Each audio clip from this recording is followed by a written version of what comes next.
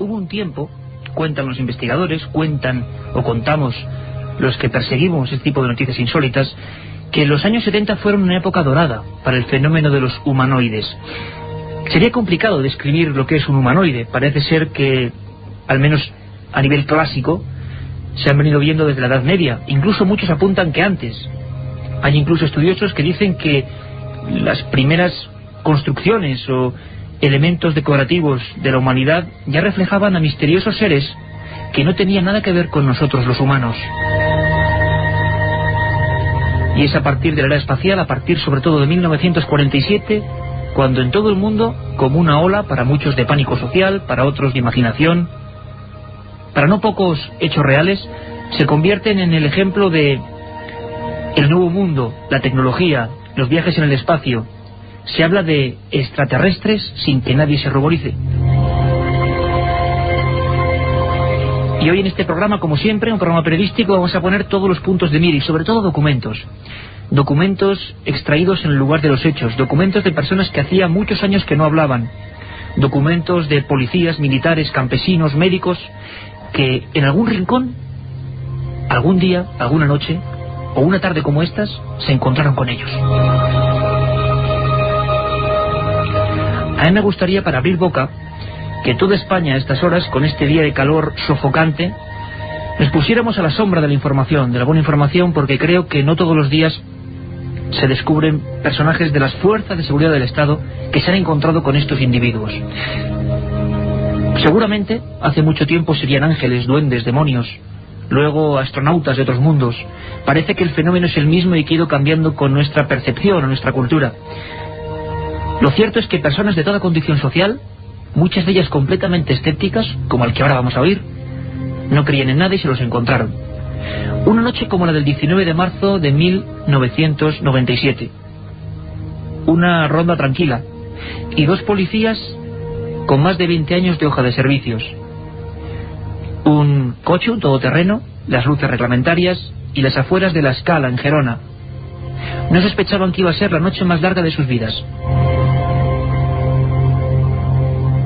Manuel Delgado y Manuel Caballero, policías de esa localidad, tuvieron casi que echar mano a la pistola cuando vieron que una inmensa esfera estaba flotando muy cerca del suelo. De estos hechos se hicieron una serie de partes oficiales que personalmente pude recuperar en la comandancia de la policía de Gerona. Lo más extraño es que esa misma noche y no otra, muchos testigos, entre ellos otros dos policías de la localidad de Bagur, habían visto o habían denunciado la presencia de un misterioso sol en plena noche. Un sol que descendía justo hacia el cruce de la localidad de La Scala con Torroella de Montgrí. Para añadir más incógnitas, esa misma noche y no otra, el piloto, David Fumadó, observó y denunció la presencia de esa misma esfera incandescente. Pero ellos lo vieron mucho más cerca. Se encontraron a unos 10 metros del objeto. El coche se les bloqueó. Dos policías nacionales se quedaron mirando a la esfera y dentro descubrieron algo. Dentro de esa luz, que podía ser cualquier cosa, siempre según su testimonio había algo. Y aquí tenemos el testimonio de Manuel Caballero. Lo tuvo a solo 5 metros.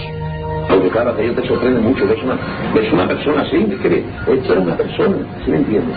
O sea, si esta persona se quisiera mover para los lados y en un espacio, bueno, pero sí que para en el centro, en el privado, en el centro, en el mismo centro, se veía flotando, digamos, o sea, que para llegar abajo con los pies y arriba con la cabeza, madre de Dios.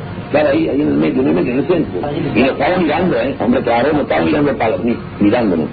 A ver si me entiendes, yo no le veía los ojos, claro, está. Sabía que era una persona.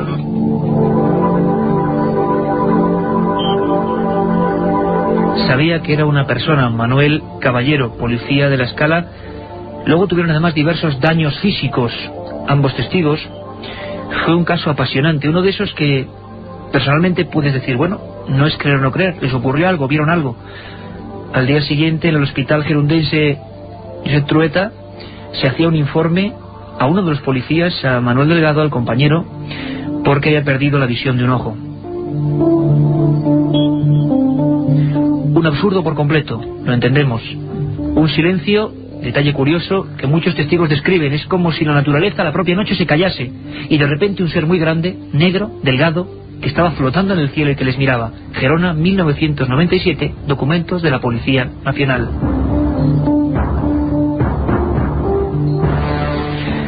Tenemos como siempre buenos amigos en este estudio 1 de la cadena SER. Javier García Blanco es uno de los más prolíficos investigadores de este nuevo periodismo, lo desconocido.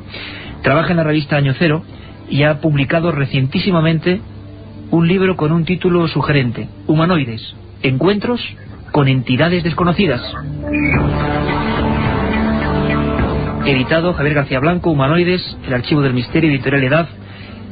Javier, compañero, buenas tardes, y una primera pregunta que creo tiene difícil solución.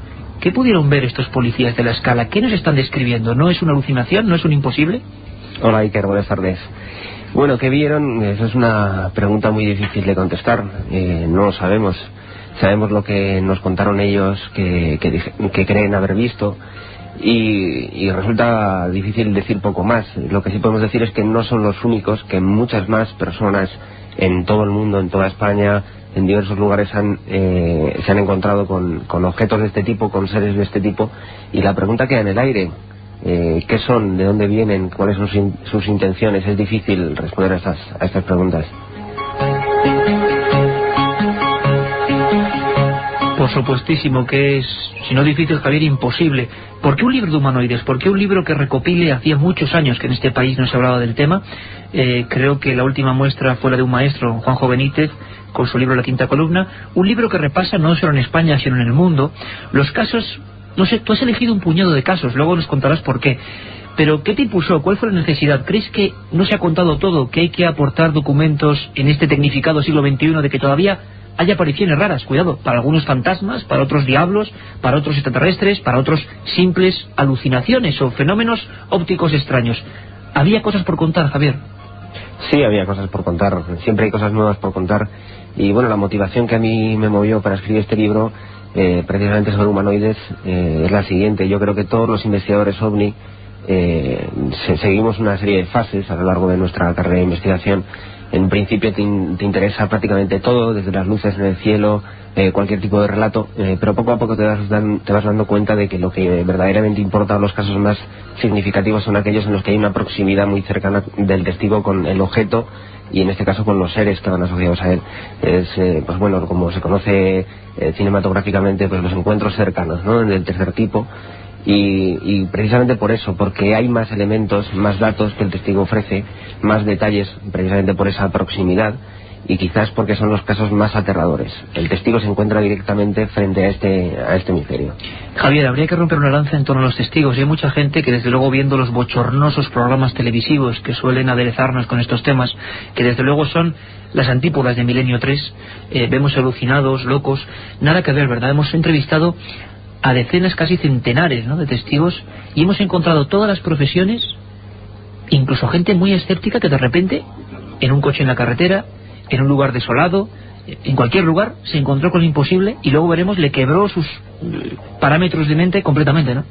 Sí, la verdad es que el fenómeno, algo que tiene muy bueno, es que no es para nada discriminativo, sino que, como bien dice, se presenta a cualquier tipo de gente, cualquier tipo de profesiones, y generalmente, y lo más interesante, es que precisamente este tipo de testigos son todo lo contrario a lo que estamos viendo últimamente en televisión.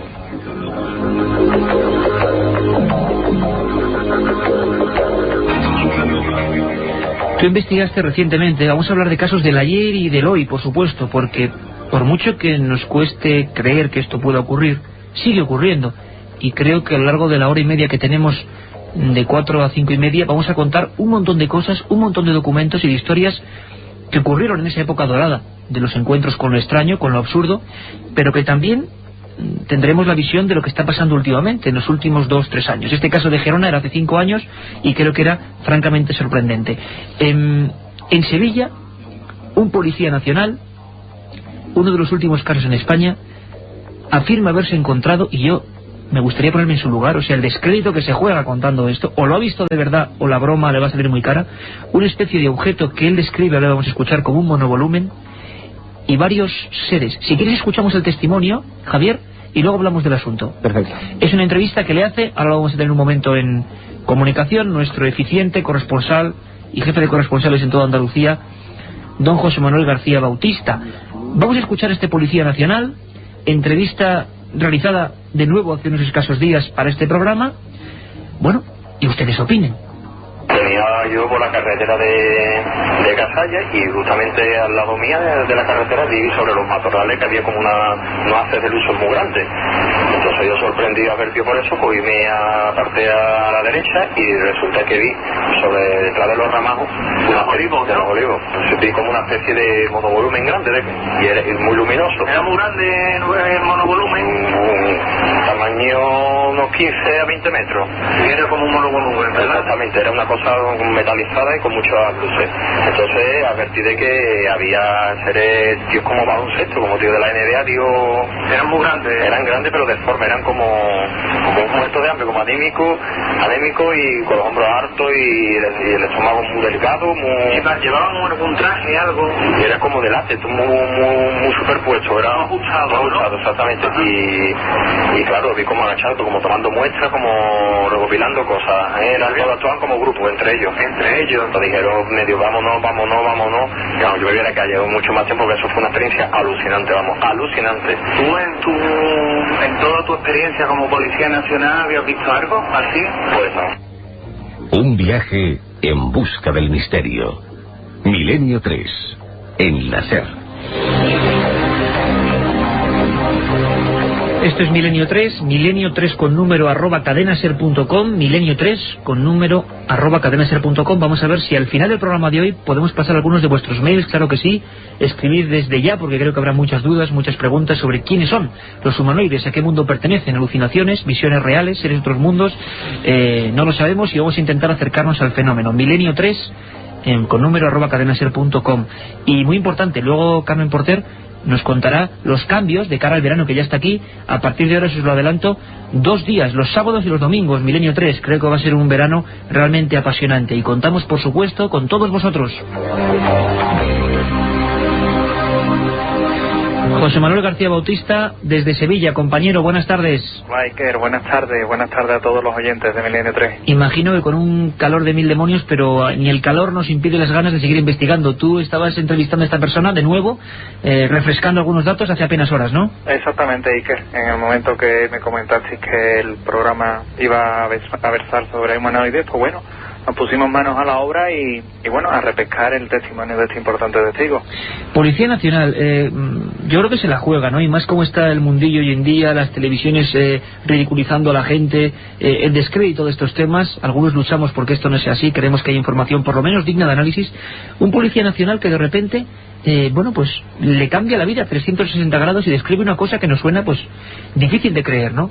Efectivamente, además un Policía Nacional que antes de esta experiencia era totalmente escéptico de estos temas. Es más, no creía, siempre lo había tomado por, bueno, se dejaba influenciar por prácticamente lo que había en televisión, ¿no? Un circo que prácticamente desacredita mucho estos temas, ¿no? Y él, pues bueno, lo tenía concebido como que en su mente no entraba el creer en el fenómeno ovni, ¿no? Hasta que un día en la Casalla, un 31 de diciembre del 2001, se encontró con aquello y sus esquemas se vinieron abajo. Javier, un testigo, digámoslo así, que se encuentra con algo extraño. ¿A ti qué impresión te da el testigo? Es decir, es curioso que una persona que sigue siendo Policía Nacional describa que vio eso y además con cierta naturalidad, ¿no?, ante nuestros micrófonos. Pues sí, la verdad es que a mí el testigo me ofreció una total garantía. Cuando llevas un tiempo investigando y entrevistando a gente, acabas aprendiendo un poquito, que evidentemente no es fiable del todo, no te puedes fiar, pero el instinto te un poquito dice, de psicología, ¿no? Exacto, y el instinto te dice un poquito si vas por el buen camino o si no, y esta persona desde luego me merecía todo el crédito del mundo. Es típica o arquetípica la descripción de lo que él dice. Antes hemos visto unos policías de Gerona, marzo del 97, describiendo una esfera y dentro un ser. Acordaros de esta descripción porque luego vamos a hablar de un caso muy parecido registrado en los informes del Ejército del Aire. Pero este describe personas en tierra como seres humanos normales y corrientes cogiendo cosas y al lado una especie de luz. Esto, digamos, es conocido ya. ¿Hay casos semejantes o parecidos en la historia de estos fenómenos? Sí, hay casos similares. Yo creo que es difícil encontrar un caso que sea idéntico a otro, aunque sí hay casos muy muy similares. Tanto en la descripción que hace este testigo, el Policía Nacional, del objeto, que es un objeto en forma de monovolumen, él también le ponía el ejemplo de un gran submarino, es bastante conocido en otra serie de casos, y también la tipología de los seres, unos hombres, entre comillas, de 2 metros, 2 metros 15 de la NBA que decía él, pues también aparecen en otros relatos, seres de esta estatura. Pero también hay que decir que evidentemente hay muchísimos otros relatos del tipo más variado, de seres muy pequeños, otros de estatura totalmente normal, hasta seres monstruosos. O sea que es difícil encuadrarlo porque la realidad es que hay de todo tipo, ¿no? Seres de todo tipo.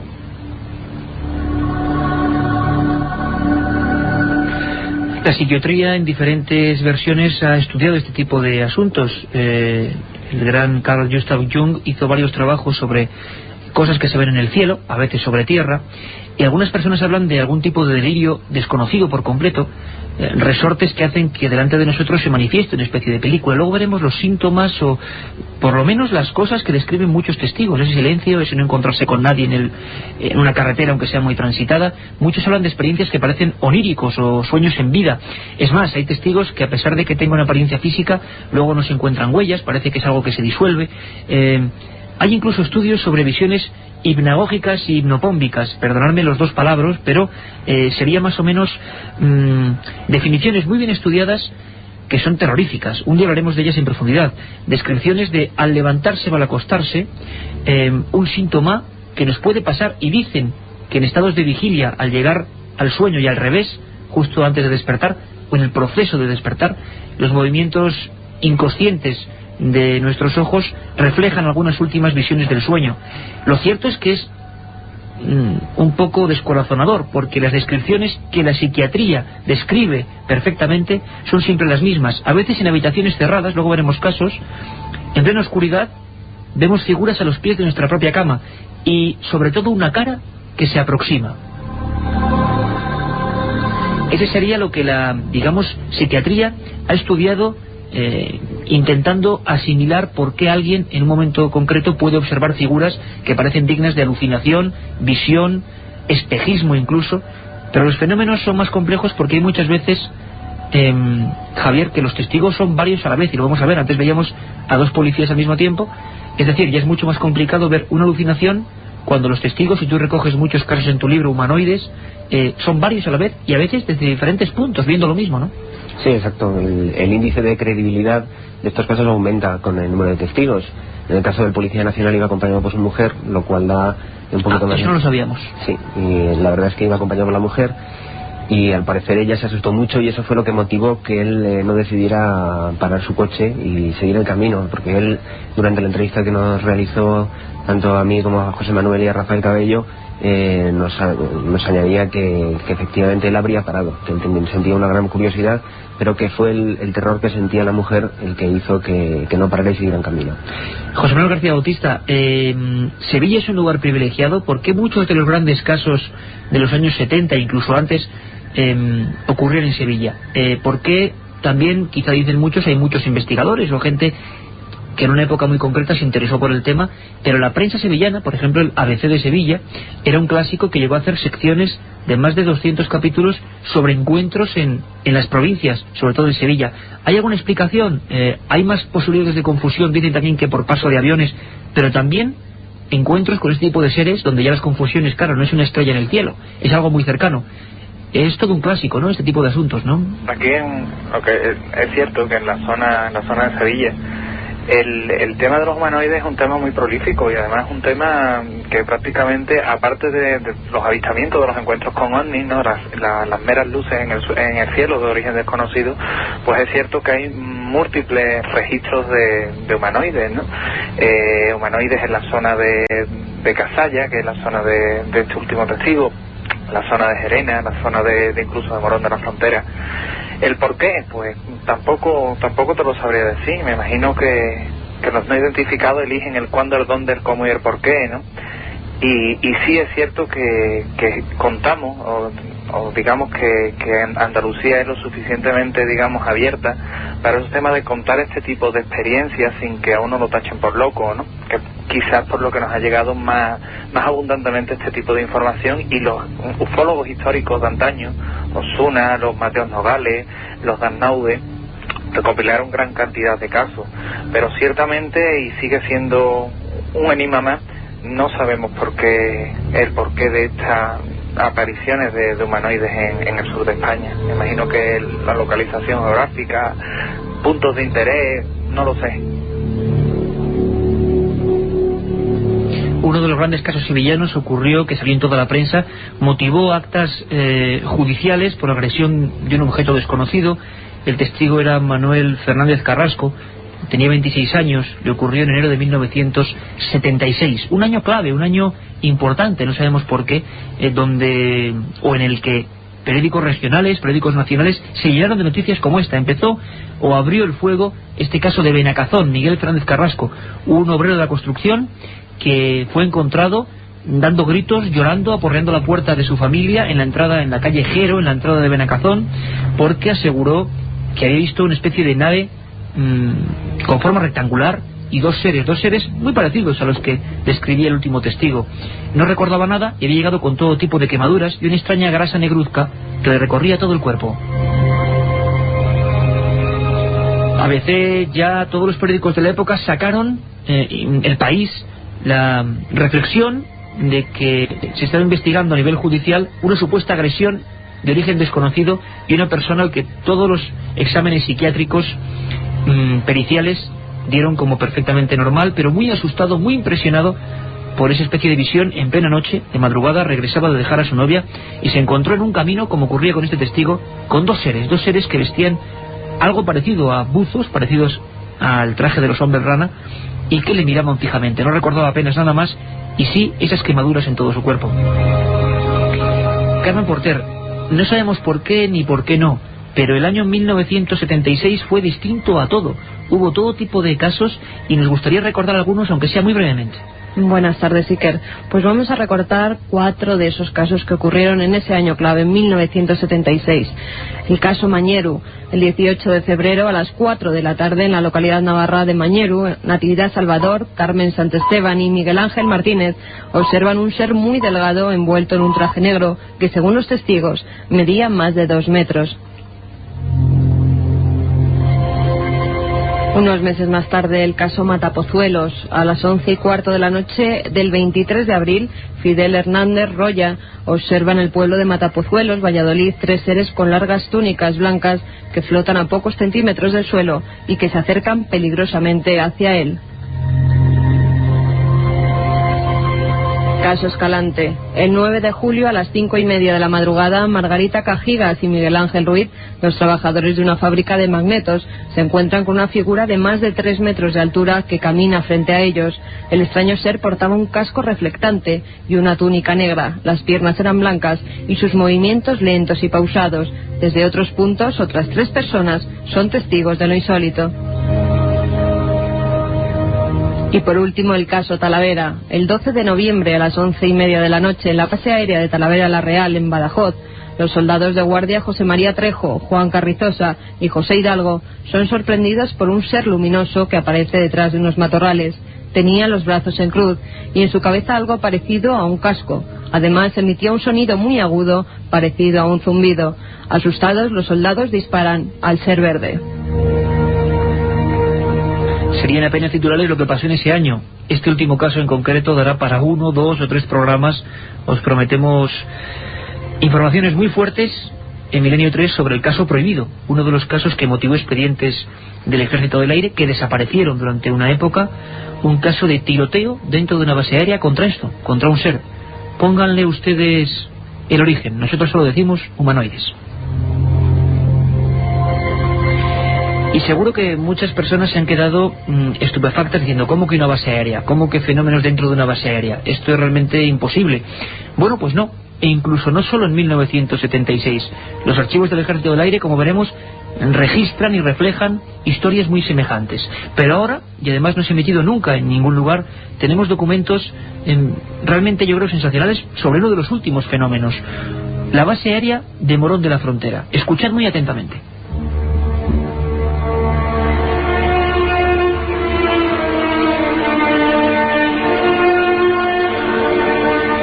Las instalaciones de máxima seguridad militar han sido en multitud de ocasiones epicentro de este tipo de apariciones.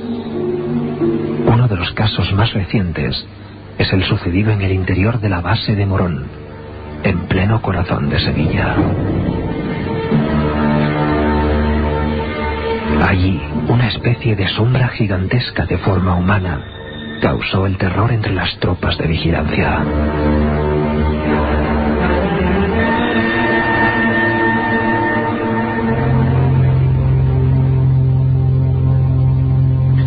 Son las 4:30 pasadas, 4:33, esto es Milenio 3, estamos todo un equipo de periodistas informando sobre unos asuntos sobre los que también, valga la redundancia, nos habéis preguntado constantemente en milenio3@cadenaser.com. Y sabéis que este programa lo hacemos por y para vosotros, y que simplemente traemos la mejor información de nuestros archivos, los documentos de última hora, lo que está ocurriendo. En Morón de la Frontera han ocurrido fenómenos, dicen que desde hace mucho tiempo. Es una de las bases más complejas e importantes de la zona que corresponde al Mandero del Estrecho. José Manuel García Bautista, desde Sevilla, tú has investigado por activa y por pasiva, te has jugado el pellejo, has recibido críticas y alabanzas, ha habido un fenómeno social en torno a las informaciones de Morón, pero algo muy especial pasó en 1998. Ha habido muchos casos, pero hubo uno que, si nos describes brevemente, creo que nos va a poner los pelos de punta. Año 98, informes que no aparecen, quizá el último caso de seres extraños dentro de una base militar. Efectivamente, Iker, porque en noviembre del año 98, un soldado que se encontraba de guardia en los hangares de allí de la base aérea de Morón, se había asaltado por un ser antropomorfo también, un humanoide, y causó el terror en un chico que estaba de guardia, dándole el alto, siguiendo las reglas que marca el ejército para estos casos, un caso de intrusos dentro de una base, pues tras proceder a lo que es el protocolo, abrió fuego sobre ese ser. El ser prácticamente ni se inmutó y simplemente en una especie de gesto de agacharse desapareció. Pero lo cierto es que aquello causó conmoción en la base, hicieron intervenir a diferentes miembros del interior de la base, y el caso, la verdad es que desde entonces quedó prácticamente, olvidado a postas dentro de los archivos de Morón de la Frontera como un caso que aparentemente jamás sucedió.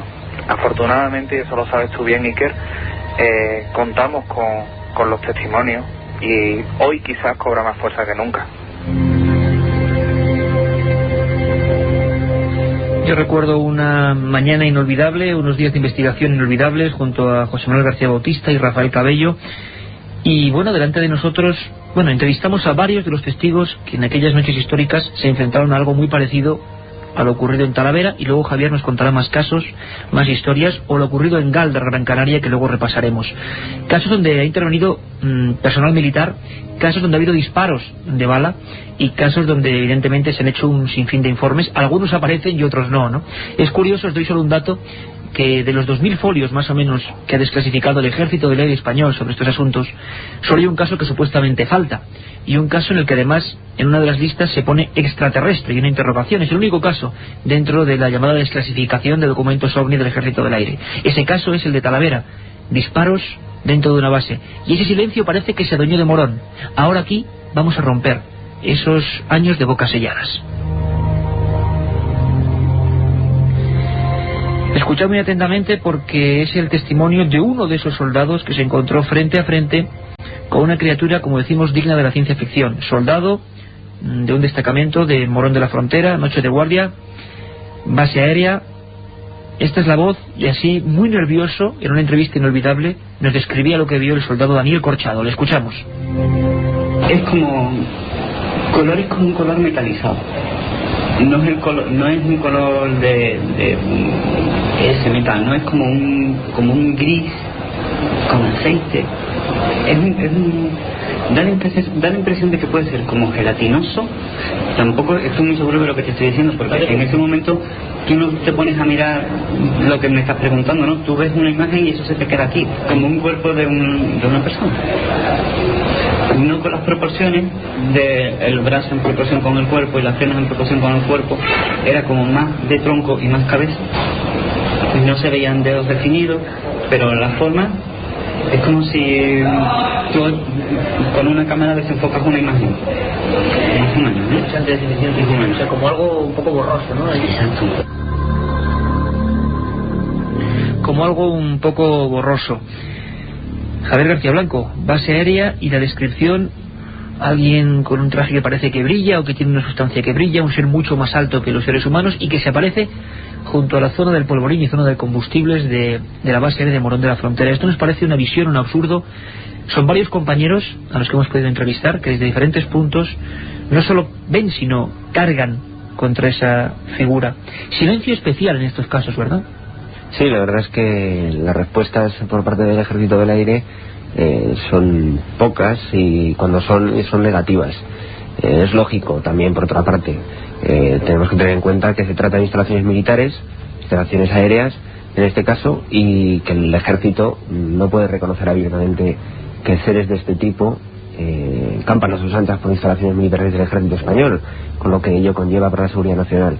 Entonces es lógico, hubo investigadores de la línea escéptica, por así decirlo, que realizaron gestiones para entrar en contacto con altos mandos del Ejército del Aire en busca de información, si lo hubiere, sobre estos casos, y la respuesta fue negativa, que carecía de todo fundamento, etcétera. Entonces la pregunta que debemos hacernos es, ¿se puede confiar en lo que nos dice el Ejército? Hay que tener en cuenta que una de las máximas del periodismo de investigación es que hay que desconfiar de las fuentes oficiales. Evidentemente ellos, como digo, no van a reconocerlo abiertamente, pero los testimonios de estos testigos y el hecho de que no sea un único caso sino varios tienen que hacernos sospechar y mantenernos alerta. Humanoides, encuentros con entidades desconocidas, el archivo del misterio, editorial Edad, Javier García Blanco. Javier, hay un capítulo en que hablas de balas contra el misterio. Vamos a seguir escuchando descripciones únicas de los soldados de Morón, primera vez que rompen su silencio, como otros muchos casos que durante hora y media, hora que nos queda, vamos a ir desgranando. Balas contra el misterio, algunos casos y algunos en bases aéreas españolas, que puede ser lo más cercano, lo que más nos llega. Talavera hemos dicho que es una historia apasionante, una que quizás motivó silencio sobre otras, pero ha habido más. Y tú hablas incluso de Rosas, y también me comentabas ahora, incluso en otros campos de tiro concretos, con detalles, con información sobre balas disparadas, y sin embargo, silencio. Sin embargo, también los testigos no se olvidan jamás de lo que han vivido y a veces incluso recelan o sienten cierta vergüenza cuando ven las explicaciones del Ejército o ven la supresión de cualquier información de algo que ellos vivieron y que puso en peligro su propia seguridad, ¿no? Así es. Aparte de este suceso de Morón y del de Talavera que hemos comentado ya, existe otro que es el primero de todos, el de Rosas, que es en el año 72, y que lo más llamativo de todo es que las características son idénticas. Se produce un avistamiento de una luz extraña, los soldados salen a ver qué ocurre, los perros de vigilancia, generalmente pastores alemanes, se ponen muy nerviosos, los soldados los utilizan como hacen normalmente en labores de vigilancia, van a ver qué ocurre, y cuando envían a estos perros a ver qué es eso que hay ahí, los perros vuelven muy asustados, con el rabo entre las piernas. En todos los casos lo mismo, es muy curioso lo que está diciendo Javier, porque es en todos los casos lo mismo, y mismos protagonistas. Claro, y entonces, claro, la pregunta que nos surge es, o bien se trata de una leyenda urbana que se ha propagado como la pólvora entre los cuarteles del Ejército del Aire, o realmente algo extraño tiene un interés especial por dejarse ver en estas instalaciones. Lo que a mí me ha llevado a hacerme otras preguntas que hasta que no pueda confirmar mis sospechas no puedo mencionar, pero que abre otras puertas muy interesantes. Tan interesantes como, y creo que te leo el pensamiento, imagínate una serie de experimentos concretos totalmente terrestres, por ejemplo, para calibrar el pánico en una tropa. Por ejemplo. José Manuel, si te parece, vamos a escuchar un segundo corte donde la descripción de este ser que se aparece supuestamente en noviembre del 98, Morón. Hay por lo menos 4 testigos en diferentes posiciones. Hay uno de ellos que quedó seriamente afectado por la historia. Este testigo, Corchado, pues bueno, no tengo ni que recordártelo, cómo se puso prácticamente a llorar. Le mandamos un abrazo muy fuerte. Terrible. Porque nos confesó una historia que es personal, que es intransferible, que él ha vivido, que solo le puede acarrear malos recuerdos y que tenía que contársela a alguien, y a alguien a quien pudiera creer que eso puede ser verdad. Luego la explicación puede ser otra historia. Vamos a escuchar la descripción todavía más detallada de ese soldado de una zona muy complicada, de la ya complicada e importantísima base aérea de Morón de la Frontera. Primera vez que estas personas hablan en público. Lo escuchamos. Fuerte. No musculoso porque no se definen los músculos, pero muy corpulento. Corpulento, no una imagen de una... Es que yo te lo comparo con una persona porque es la forma que tenía. Pero de ser corpulento no es una persona gorda, sino una persona fuerte, no un atleta. ¿Te distingues algo como si fuera un traje, hebillas, rayas, marcas de algo? Veo como si fuera fluorescente. Eso es lo que me... Y yo la sensación que puedo tener es que es eso, es como gelatinoso. ¿Algún ruido? Nada. Milenio 3. Periodismo de lo desconocido. En la SER.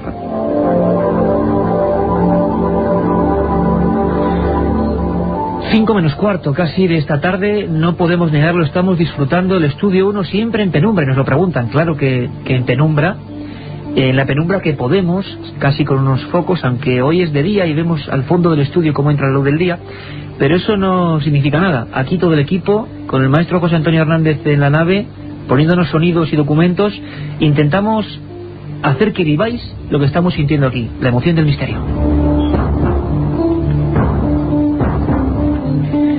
José Manuel, bueno, haremos varios programas, ojalá muy pronto desde esa ciudad hermana de este programa que es Sevilla.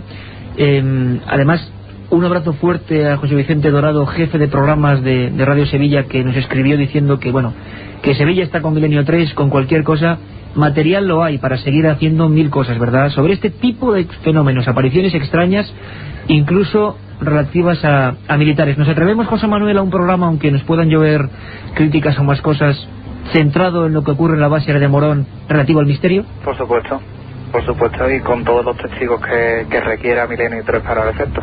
José Manuel, compañero, un abrazo grandísimo, como siempre, fenomenal trabajo, y nos vemos, como siempre, persiguiendo el misterio.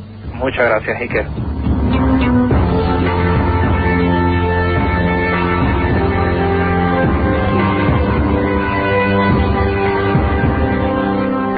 Casos para todos los gustos, de todos los tipos, y siempre aquí con sano escepticismo. No podemos quedarnos con una teoría, con otra.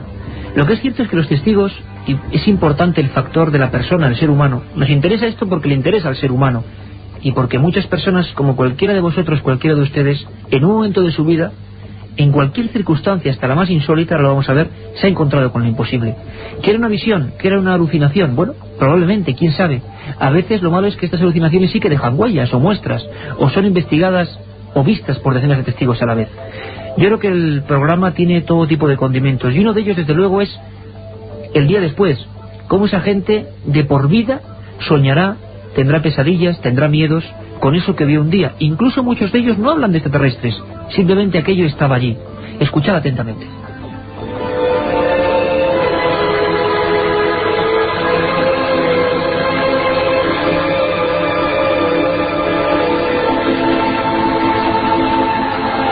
El recuerdo y la tensión persiguen durante años a los testigos de un encuentro con humanoides. Pesadillas, visiones en mitad de la noche, sensación de presencias invisibles.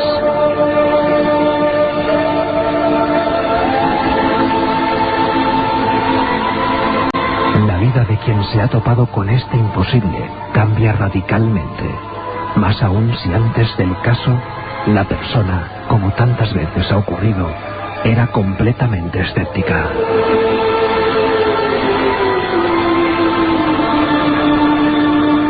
Después de ver a uno de estos seres a tan solo unos metros, todos nuestros conceptos, toda nuestra conciencia, da un giro de 180 grados.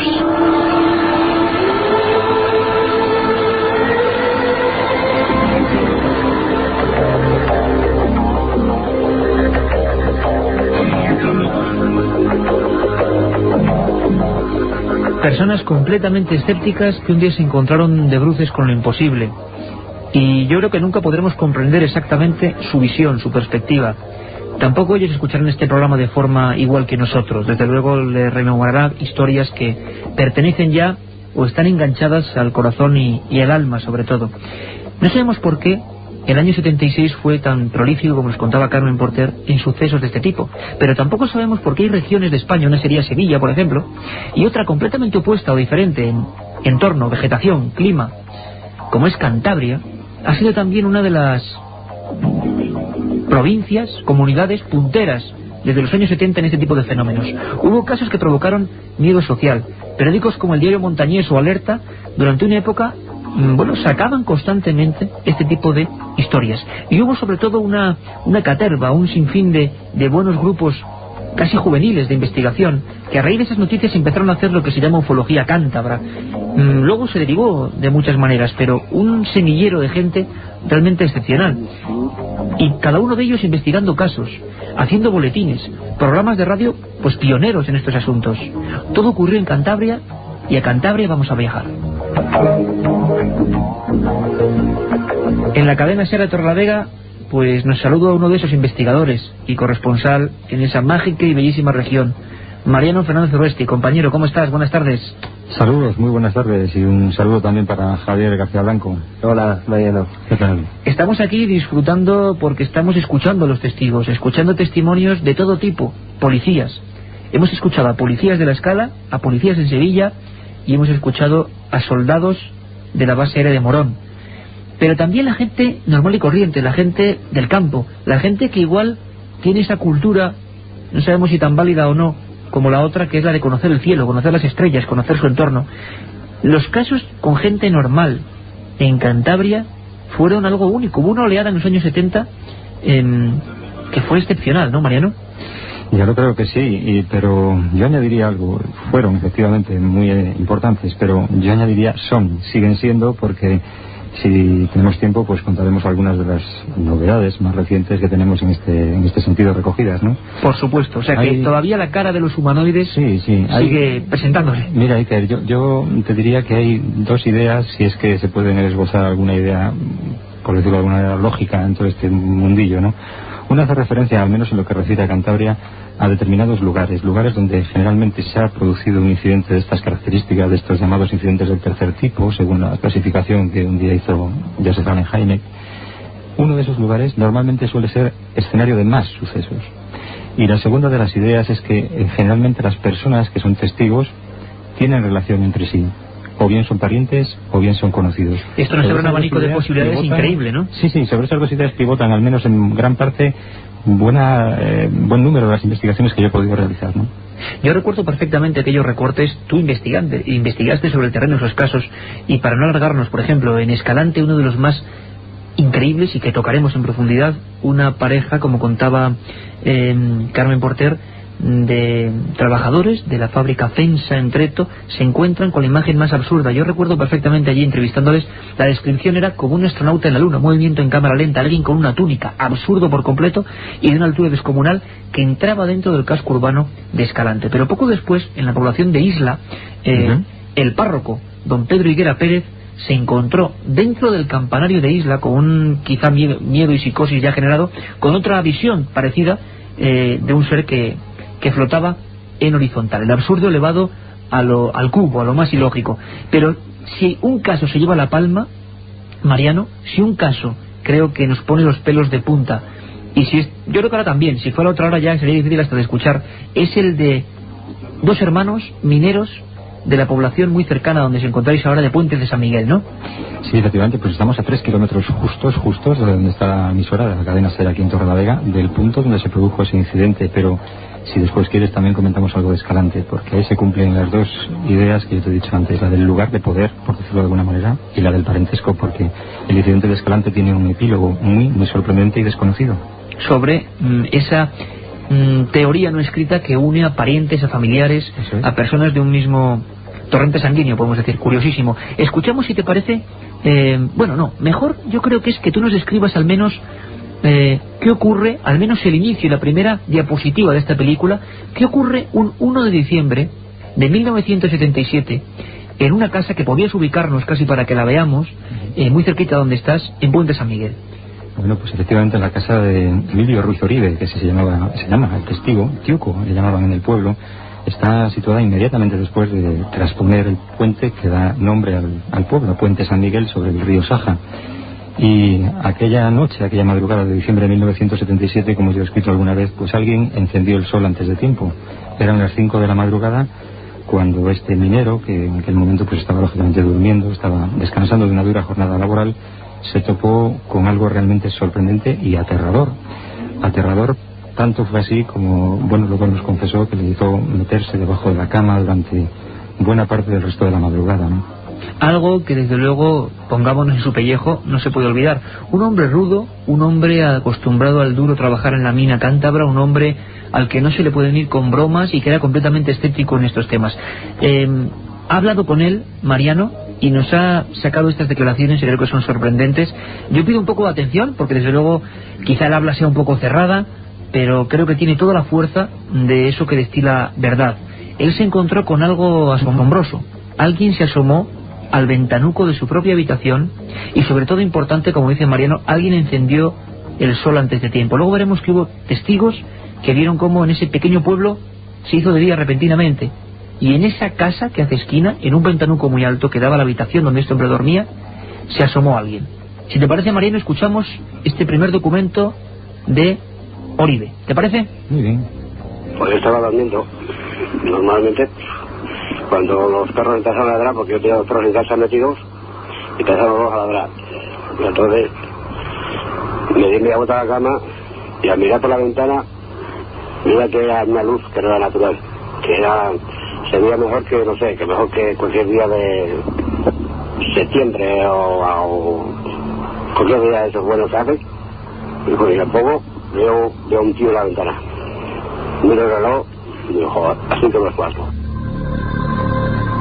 Ve un tío en la ventana que está a 3 metros, y luego las 5 menos cuarto. Importantísimo este detalle, Mariano, porque incluso hay una farmacéutica, Balbina Noriega, que para que veamos lo que ocurrió en ese pequeño pueblo, se puso a hacer las labores de la casa creyendo que había amanecido, ¿no? Eso es, se levantó, claro, se vio sorprendida por ese mismo sol misterioso, creyó que era efectivamente de día, que había amanecido, y comenzó a hacer las labores cotidianas, a planchar o a las labores típicas de un día normal, hasta que reparó en el hecho de que no era la hora lógica para que el sol estuviera allí tan alto, alumbrando todo, ¿no? Y es entonces cuando se asoma y parece ser, ve un objeto luminoso que se elevaba de Puente San Miguel. ¿Qué es lo que ve? ¿Con qué se encuentra? Aunque ahora vamos a escuchar en un breve documento vamos a escuchar cómo lo describe, pero para que nos hagamos una idea quizá desde fuera, ¿qué demonios, igual nunca mejor dicho, se presenta en la ventana de un minero 1 de diciembre del 77, sin ningún sentido, sin ninguna relación con el misterio, y le mira? ¿Cuál es la descripción, el retrato robot bastante insólito, de la figura que describe el minero Emilio Ruiz Oribe? Pues completamente surrealista, y por surrealista creo que cierto. Nos encontramos ante un tipo de alrededor de 3 metros de altura, tal vez más, de rasgos negroides, pelo corto y de color blanco, bigote, lo cual resulta sorprendente en la casuística ovni, una guerrera abotonada y, en cualquier caso, con unos ojos que debieron traspasar el alma del testigo hasta el punto de aterrorizarle, como te he comentado antes, ¿no? Él se mete casi debajo de la cama, debajo de las mantas, y aquello se empieza a alejar, y le da la impresión incluso, por favor imaginemos la escena, en esa casa de piedra, de que a pesar de que son casi 3 metros lo que hay del suelo al ventanuco, ese hombre está encorvándose para mirar. Eso es, está agachado, sí. Cuando se incorpora, el terror ya en el testigo es máximo, ¿no? Vamos a escuchar de nuevo a Emilio Ruiz Oribe en esta entrevista, pura ufología, puro mundo de los humanoides, un encuentro clásico y extraño. Vamos a escuchar la descripción que hacía de ese encuentro, pues con esa cara en mitad de la noche. Era moreno, pelo blanco, bigote, patilla, y tenía una guerrera militar, con cuello, todo normal, cuello blanco, la guerrera militar, normal. ¿Usted no tuvo miedo? ¿Qué hizo usted al verle? A verle, me metí después, al cabo de, no sé, 1 minuto, 2 minutos, me metí debajo de las mantas. Me metí debajo de las mantas, completamente comprensible. Una historia increíble que le acarreó no pocas chanzas y burlas a este buen hombre, ¿no? Sin duda, no te hace nada popular, o si te lo hace es en el peor sentido de la palabra, en un pueblo, el decir que eres testigo o has sido testigo de un incidente de las características, ¿no? Mariano, nos hablabas de, aparte de los casos clásicos, ahora ya aproximándonos a nuestros compañeros del boletín informativo, que ha habido más historias, más casos que no han tenido quizás esa repercusión porque desgraciadamente la prensa seria, no como en los 70, no informa en los periódicos de estos temas, pero tú has ido recogiendo testigo a testigo historias muy parecidas y casi retratos robots muy similares, ¿no? Sí, en líneas generales en Cantabria se han producido muchos incidentes con humanoides de elevada estatura, corte, diríamos, pues ese tipo muerto de hambre que describía antes el policía del que nos hablaba José Manuel García Bautista, ¿no? Es un ser famélico, ¿no? Sí, exactamente. Pero también en alguna oportunidad se han producido incidentes realmente sorprendentes, como un ser de esas características, pero dentro de la habitación de unos testigos, a tan solo 2 kilómetros escasos del lugar donde se produjo este incidente de Puente San Miguel, y donde yo creo que de las pocas veces que se ha producido, el testigo arremete contra el ser, trata de atacarle, la persona, el marido en este caso, y que se ve pues en la desagradable circunstancia de que no abraza nada, abraza el aire en su ataque, es decir, aquel ser parecía ser transparente, ¿no? Hay muchísimos incidentes que sin duda no sé si tenemos mucho tiempo para resumirlos o no. No, nos podréis contar, aunque eran las 5, algunos de los que, por ejemplo, más recientes o a ti más te hayan impactado, porque me contabas de algunos que incluso influían en, como decíamos antes, lazos familiares, personas o una familia tocada quizás por esa facilidad para ver el misterio. Sí, muy rápidamente. Por ejemplo, el caso del Escalante, al que tú has hecho referencia, de Margarita Cajigas, tiene, te decía, un epílogo. Su hermano, uno de sus hermanos, fue testigo el 17 de julio de 1991 de una serie de incidentes realmente sorprendentes. Alrededor de una veintena de humanoides pudo ver en la misma noche este hombre. Si no fueron una veintena de humanoides, fueron al menos 2 en repetidas ocasiones, tantas como para sumar al final 20, en una carretera que une Escalante con Santoña, junto a un monte cuyo nombre no debe dejarse en el olvido, Monteano. Y tal vez te pudiera explicar por qué en otro momento o más tarde. El caso es que el incidente no acaba, no finaliza con la visión de los humanoides. También aparece un ovni, y lo más sorprendente, en un momento dado su hermana Margarita Cajigas siente la necesidad de asomarse a la ventana y ve a su hermano, que se acercaba en ese instante de madrugada hacia su casa, envuelto en un rayo luminoso, un rayo que cae de alguna parte, que no le genera ningún tipo de secuela física, pero que nos habla de esa relación entre 2 hermanos que en 2 momentos diferentes fueron testigos de lo extraordinario, de lo mágico y de lo real. Mariano, pues yo creo que abres aquí un abanico sugerente, que es por qué algunas familias, algunas personas entrelazadas tienen esa facilidad. Un abrazo muy fuerte, compañero, y suerte para ese programa que haces allí en Ser Torrelavega, la Torre del Alquimista, al que le dedicamos pues y le deseamos toda la suerte del mundo en esa labor que haces allí, que quizá haga que haya muchos más misterios. Un abrazo fuerte, compañero. Muchas gracias, Iker. Un abrazo para ti y para todo el equipo.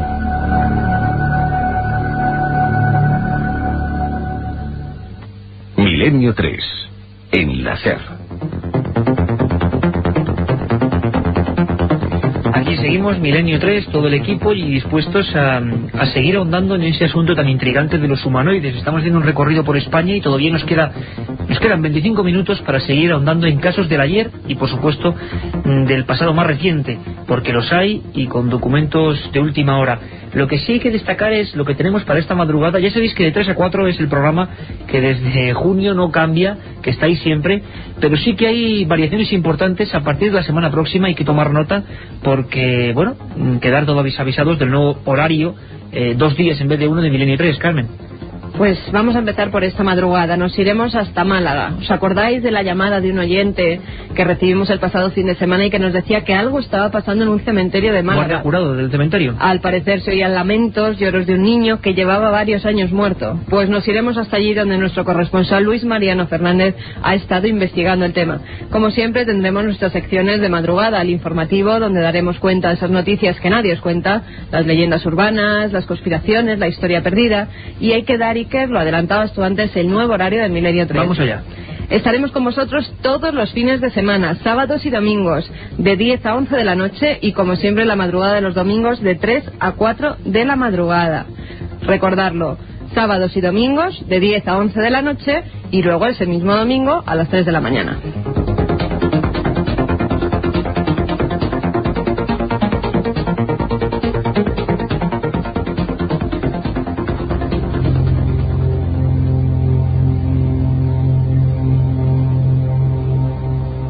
En Canarias han ocurrido otro tipo de sucesos. Parece que quizá la actualidad no nos lo recuerda tanto, pero sí es cierto que sobre todo en esa década mágica de los 70, en el lustro que va entre 1974 y 1979, hubo sucesos excepcionales. Uno de ellos ocurrió en Gran Canaria, muy cerquita de Gáldar, y tiene el privilegio, vamos a llamarlo así, de ser el único que dentro de los informes desclasificados por el Ejército del Aire se hace referencia no solo a luces, sino a seres. Vamos a escuchar lo que dice concretamente ese informe oficial del Ejército del Aire español, que durante casi 20 años estuvo en el más estricto de los secretos y que en 1996 se dio a luz pública. Escuchad. Mando Operativo Aéreo, Estado Mayor Sección de Inteligencia. Confidencial. Avistamiento de fenómenos extraños. Expediente 760622. Lugar, Canarias.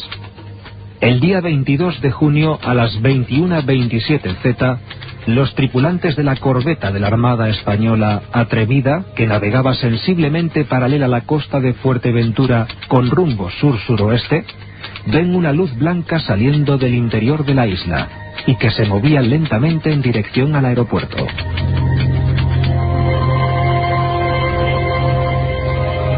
Tenemos en la cadena SER en Tenerife a José Gregorio González, nuestro compañero y corresponsal en toda esa zona, pues cómo no decirla, también mágica y queridísima. Ojalá vayamos para allí en no mucho tiempo. José Gregorio, compañero, buenas tardes. Buenas tardes, Iker, y buenas tardes a todo el equipo. Encantado de tenerte aquí en estos micrófonos de nuevo. Claro, hablamos del gran clásico canario, probablemente, ¿no? La historia que ha dado la vuelta al mundo, de la que se ha escrito hasta la saciedad. Yo no sé si ha cambiado tu perspectiva con el tiempo, porque lo cierto es que no solo se vio una luz como hemos visto en esta primera parte del informe, ¿no? No, la verdad es que, hombre, a medida que vas conociendo el caso, vas conociendo a los testigos y con la perspectiva, evidentemente, que da el tiempo, te das cuenta que el caso es mucho más complejo que el simple avistamiento de una luz que va aumentando de tamaño y que, bueno, que alcanza dimensiones realmente colosales y de la que incluso se llegó a tomar una fotografía, que es todo un clásico dentro también del material audiovisual que existe a nivel internacional sobre el tema OVNI.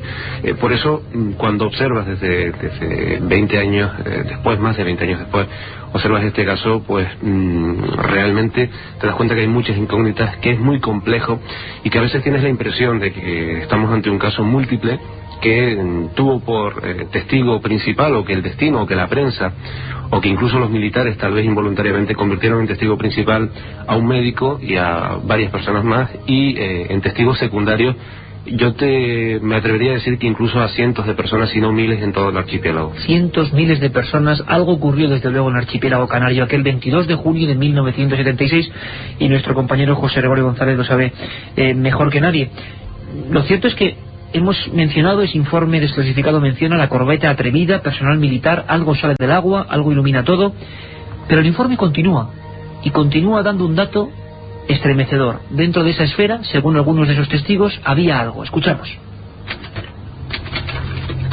A las 21:30 Z, en un taxi que circulaba hacia el término de Las Rosas, dos testigos, el chofer y un doctor, que iba de visita profesional, aseguran ver un objeto esférico de 30 metros de diámetro con dos figuras de color rojo en su interior, a una distancia de 15 a 20 metros, y parado o suspendido muy cerca del suelo.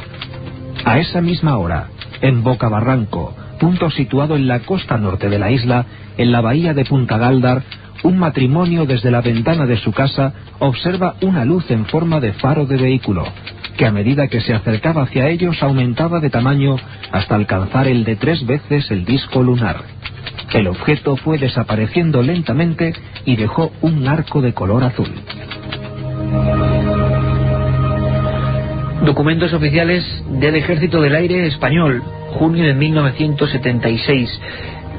José Gregorio, ¿qué había dentro de esa esfera? ¿Cuál es la descripción? ¿Con qué nos quedamos? Bueno, este relato o este testimonio correspondería al médico Francisco Julio Padrón, que tenía consulta en Guía, es un municipio muy cercano, colindante al de Galdar, que es donde tiene lugar el encuentro personal que tuvo él y un taxista que le acompañaba, Francisco Esteves García, que era amigo, con el que habitualmente incluso a veces iba a pescar, y un vecino de Galdar, que era en concreto el que tenía a su madre enferma, que fue el que motivó que se recogiese a Francisco Julio esa noche para acudir en una visita urgente hasta la casa de esta persona. Este testigo, tercer testigo, era Dámaso Díaz Mendoza. Bueno, cuando enfilan el caserío de Las Rosas, que incluso hoy pues casi conserva, a pesar del tiempo transcurrido, pues la misma morfología de entonces, se encuentran con esa esfera de unos 30 metros de altitud, pero lo curioso es que no solo veían una gran burbuja luminosa, sino que en su interior vieron lo que parecía a todas luces pues el interior de algún tipo de astronave o aeronave, con 3 consolas y, lo más sorprendente de todo, con 2 figuras que se miraban, 2 figuras humanoides de unos 2,5 metros, incluso 3 metros como mucho, vestidos o enfundados en un mono rojizo, y que se miraban, estaban de frente, se miraban uno al otro, y parecían realizar algún tipo de operación con el instrumental, es decir, parecían mover sus miembros superiores, las manos, y retocar parte de aquellas consolas que tenían enfrente, ¿no?, que les acompañaban. Todo esto, claro, configurando una observación que desde otros puntos de Canarias, incluso desde las costas africanas, ten en cuenta que del orden de 5 o 6 barcos, algunos militares, otros pesqueros, otros de pasajeros, pues fueron testigos también de la observación. Y mientras en estos lugares, y mientras cientos, incluso miles de testigos observaban el fenómeno luminoso puro y duro, una gran burbuja de luz, la salida también del mar de lo que parecían ser discos, con algunas variaciones en la dirección que cogían en vuelo, desde ese lugar en concreto lo que se estaba observando era un fenómeno totalmente diferente, con la presencia de humanoides. Y esto es lo que convirtió al caso de Galder, al caso del 22 de junio del año de 1976, en un auténtico clásico, y también en un caso polémico, controvertido, porque a partir de este momento Iker se empieza a tejer una trama militar en la que Francisco Julio Padrón, testigo principal de este avistamiento, de esta observación, pues declara y mantiene durante muchos años que los militares le obligan a guardar silencio, le piden de una forma amable al principio, de otra forma un tanto más peculiar posteriormente, pues que no siga describiendo, no siga dando esos detalles sobre la presencia de humanoides, y que olvide un poco el asunto. Un poco de presión, podríamos decir, ¿no? Si te parece, José Gregorio, esa presión, sí, dime qué. No, si te parece, incluso vamos a hacer una pequeña pausa, porque vamos a escuchar algunas palabras de este principal testigo, y no olvidemos los datos que ha dado José Gregorio. Primero, fotografía única, supuestamente ovni, dentro de los archivos del Ejército del Aire, y único caso de esas decenas de informes del Ejército del Aire español sobre no solo luces, sino seres en el interior de una luz, y cientos de testigos. Escuchamos a Francisco Padrón en un momento. Milenio 3. Periodismo de lo desconocido. En la SER. Si quieres viajar a lo desconocido, no dejes de leer El Archivo del Misterio de Iker Jiménez, los libros del tercer milenio. Colección El Archivo del Misterio de Iker Jiménez, publicado por Editorial Edad. Próximos títulos ya a la venta: La Sábana Santa de Carmen Porter, Casas Encantadas de Francisco Contreras, El Secreto de la Gran Pirámide de Manuel Delgado y Vampiros de Miguel Gómez Aracil. Milenio 3, con Iker Jiménez, en la cadena SER. Y como lo prometido es deuda, escuchamos ahora este documento, esta declaración de Francisco Julio Padrón, ese testigo. Su vida cambió, como en todos los que han visto este tipo de seres, describiendo con pelos y señales algo que nos parece prácticamente imposible. Vamos a verlo. Pues que la parte interior de esa esfera se levantaba, una especie de plataforma con 2 seres, y entre los 2 seres existía una especie de consola. ¿Cuánto medían esos seres? Pues aproximadamente 2,40 o 2,50 o hasta 3. Eso es difícil de calcular a 15 o 20 metros. En el caso que yo vi eran rojizos. Tenían la cara un poco afilada hacia adelante y el cráneo hacia atrás más ancho. Declaración tremenda de ese testigo, de ese caso considerado la joya de los 2.000 expedientes desclasificados a partir de 1992 por el Mando Operativo Aéreo del Ejército Español. Javier García Blanco, libro Humanoides, encuentros con entidades desconocidas. Curioso, me mirabas, porque una esfera y dentro unos seres que flotan, parece lo mismo de los policías nacionales de Gerona con el que hemos empezado el programa, ¿no? Vuelve a haber esas similitudes entre algunos casos. Sí, como decíamos, en ocasiones se producen estas similitudes. Lo que también nos sirve para verificar un poco la credibilidad, ya que entre uno y otro caso se separan muchísimos años. 21 años. Exacto, y los testigos tampoco se conocían, tampoco eran asiduos lectores de temas ufológicos, lo que le da una cierta credibilidad al tema, aunque no sirva evidentemente para certificar al 100% esta autenticidad. Es muy curioso porque es una esfera gigante, está la corbeta militar española Atrevida, hay decenas de testigos, esa fotografía que es la única, decimos, que se incluye en esos expedientes, y la descripción se parece mucho a lo que vieron Manuel Delgado y Manuel Caballero, policías de Gerona, un ser oscuro, en este caso hablando de rojito, que flotaba en esa luz. 20 años, no, casi 25 años después, José Gregorio, la vida de estas personas, que es muy importante, cambió como si hubiera pasado un huracán, ¿no?, por ellos. Sí, efectivamente, este es un caso significativo y emblemático para observar cómo un encuentro ovni, un encuentro cercano en este caso, y con la observación de humanoide, o presunta observación, porque todo hay que decir que evidentemente la polémica se mantuvo durante mucho tiempo, porque hubo algún que otro testigo que relativamente cerca a estos tres que protagonizan este encuentro, que distinguió la esfera, distinguió lo que parecían ser siluetas rojizas, pero no llegó al nivel de afirmar que realmente se trataba de humanoides. Pero el caso es que Francisco Julio Padrón cambió radicalmente su vida, incluso él llegó a afirmar que había sufrido algo así como un despertar de conciencia. De hecho tuvo encuentros posteriores en este mismo lugar y en otras localizaciones de Gran Canaria, y desde luego provocó un auténtico terremoto personal y a nivel familiar que realmente trastocó su vida hasta fechas relativamente recientes, en las que incluso tuvo que abandonar la isla de Gran Canaria y desplazarse a vivir hasta un punto de la península, porque, bueno, de alguna manera todavía seguía padeciendo las repercusiones que este caso provocó en su vida. Un auténtico terremoto interno, pero vamos a escuchar un documento de aquel que es excepcional. Hablamos con el general del Mando Aéreo de Canarias, el general Dolce Espejo, la persona más importante a nivel militar de toda el área canaria. Yo creo que esta frase puede ser una bofetada para tanta gente que dice que esto son habladurías. Hablamos del general Dolce Espejo, que tuvo que ser juez instructor de esta historia que ocurrió en Canarias. Y yo creo que es definitorio, José Gregorio, para analizar este caso. Escuchad muy atentamente lo que dice el general Dolce Espejo. En junio del año 76, concretamente el 22 de junio, mandé a abrir un expediente sobre un fenómeno extraño que ocurrió sin género de dudas. ¿Por qué se consideran secretos todos los informes que se mandan, todo esto? Hay una razón muy sencilla, que es muy desagradable tener que decir no sé. Ahí teníamos todo un general del Ejército del Aire. Es muy desagradable tener que decir no sé.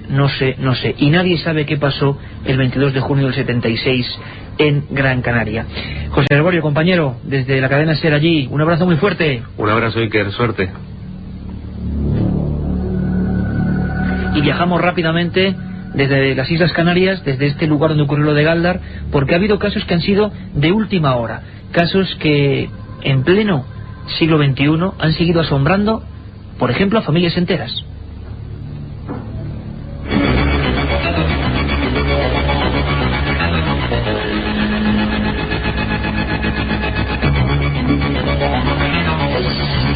Desafiando las teorías que achacarían estos fenómenos a la sugestión, las visiones e incluso complejos tipos de alucinaciones, los humanoides han aparecido en ocasiones ante familias enteras, en pleno día.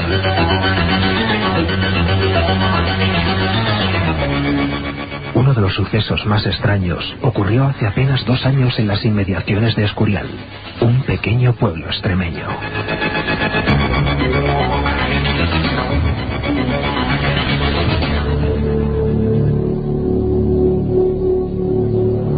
Casos casi de última hora que nos demuestran que el fenómeno continúa de diferentes formas, de diferentes perspectivas, de un fenómeno sin duda poliédrico y en el que cada uno puede tener una opinión.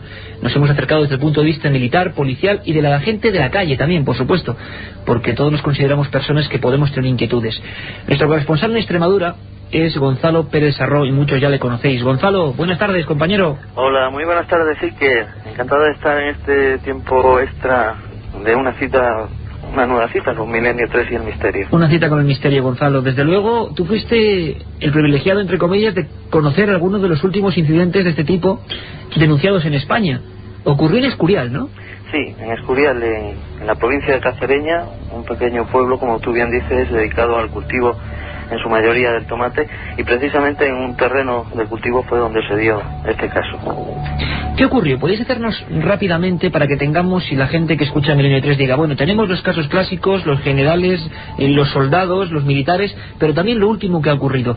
¿Cómo sería, brevemente, Gonzalo, la película de los hechos que tú pudiste investigar a las pocas horas tú acudiste a Escurial y viste una familia aterrorizada, ¿no? Pues sí, esa es la palabra, aterrorizada, porque el principal testigo, Samuel Rodas Arias, el cabeza de familia, se dirigía en la mañana del viernes 16 de junio del 2000 a sus terrenos de cultivo de tomates, cuando al acercarse a ellos, al bajar del coche, pues vio un bulto, una figura que desprendía luz entre medias de sus tomateras. Este hombre en un principio pensó que podría ser un animal, aunque no se quería engañar porque aquello era raro, por lo que te digo, por la luz, una luz amarillenta. Se internó en los cultivos, fue acercándose hasta estar a casi 5 metros de lo que descubrió, claro, que era un ser de baja estatura, que tenía la cabeza voluminosa, y además lo que más le impresionó fue que apenas medía 1 metro, de color amarillo, y unos grandes ojos que le miraban fijamente. Algo horroroso. Javier García Blanco, autor del libro Humanoides, Encuentros con entidades desconocidas, esto que nos parece también ciencia ficción ha ocurrido en más casos. No solo hablamos de seres, parece, altos o delgados o dentro de luces, sino también este tipo de visiones tienen una antesala histórica, ¿no?